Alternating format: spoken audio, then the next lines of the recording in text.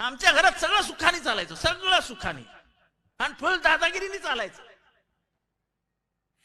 ताईंसमोर बोलताना आता थोडं सांभाळून बोलावं लागतं, पण त्या दादागिरीचा तर मला तर कंटाळा यायचा. काय रे, अरे काय आम्ही तुमचं घरचं घेऊन काढले. एक वेळ साहेब आम्हाला ओरडले तर ठीक आहे, आम्हालाही 35-35 वर्ष झाली आहेत तिथे,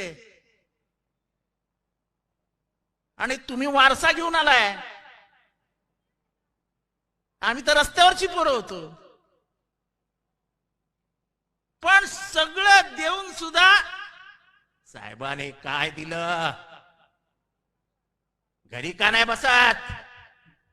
आणि सर्वात कहर म्हणजे जे बारामतीला भाषण केलं, माहित नाही त्या साहेबांचं शेवटचं भाषण कधी होणार आहे. अरे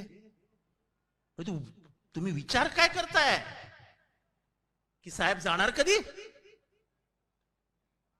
म्हणजे ज्या पुतण्याला हाताला धरून चालायला शिकवलं,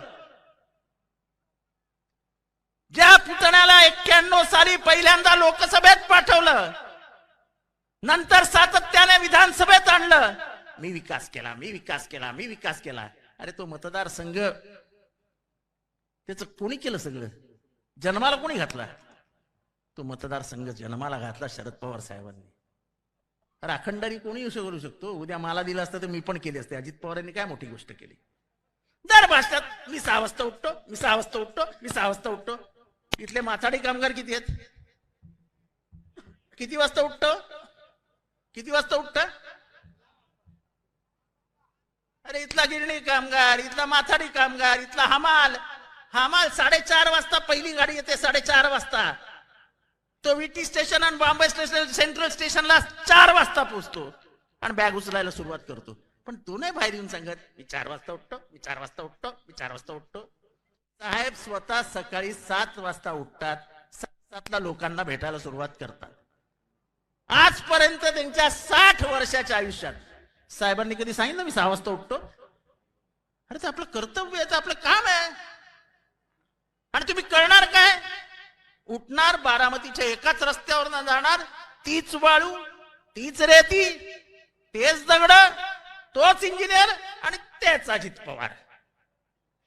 बाबा नवीन धरणावर गेलेत कुठेतरी बघायला, काहीतरी वेगळं केलंय तर बोला ना. आणि जर तुमची एवढी पॉप्युलॅरिटी आहे तर काल एका बिचाऱ्याने पोस्ट टाकली, एका ड्रायव्हर का वॉचमन आहे, त्यांनी ताईंचं स्टेटस ठेवलं तर त्याची बदली सुरक्षा म्हणून कुठेतरी लांब करून टाकली. एवढे पॉप्युलर आहात ना तुम्ही, जनमानसामध्ये एवढी पकड आहे ना तुमची, एवढे का हातबल झालात? एवढे का फोन करताय? मी आजपर्यंत कधी ऐकलं नव्हतं बारामतीमध्ये मटणाच्या पार्ट्या होतात. आजपर्यंत बारामतीमध्ये मटणाच्या पार्ट्या झालेल्या कोणालाही माहिती नाहीत. तुम्हाला जर चांगलं मटण खावंसं वाटत असेल, भाकऱ्या, मटण, कांदा बिंदा एकदम फर्स्ट क्लास, तर दर रविवारी बारामतीत जा. 500-600 किलो मटणाचे टोप बनलेले असतात. बिंदास जेवा. Thanks to Ajit Pawar. बोलण्यासारखं खूप आहेत, दिवस बाकी आहेत. कोणाची कुठे ऑफिसेस आहेत, ती ऑफिसेस कशी घेतली आहेत, सिडकोची लीज कोणी तोडली आहे, सगळं बोलायचं आहे. त्या तुम्हाला माहित नाही. त्यांना विचारलं एकदा कार्यक्रमामध्ये की हा तिळगुळ कोणाला द्यायचा आहे, तो म्हणाले ठाण्याला पाठवा. बरोबर आहे, मी कटू बोलतो, कडू बोलतो, पण सत्य बोलतो. माझा एकाही त्याच्यावरती तुम्ही खोडू शकलेलं नाही, कुठलीच गोष्ट खोडू शकलेलं नाही.